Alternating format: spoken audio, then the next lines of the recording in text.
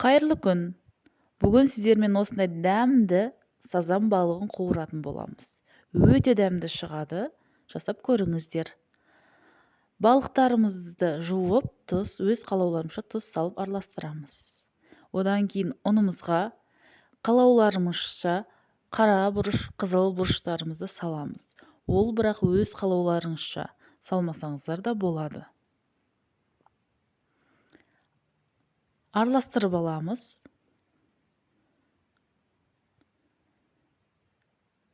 Енді балықтарымызды салып, аунатамыз. Барлық жағы ұн болған дұрыс.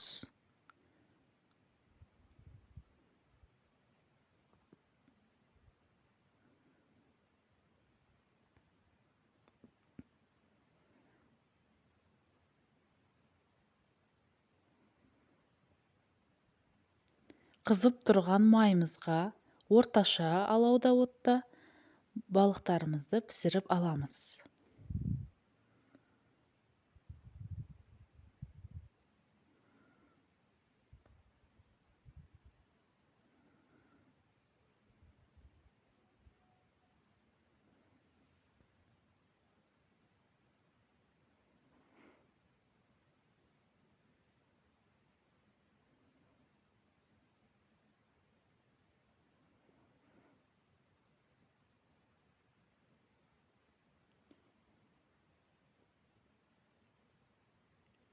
Екі беті де қызарды.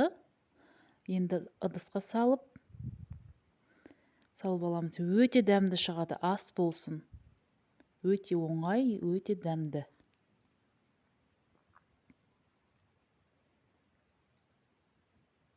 Көргендеріңізге рахмет.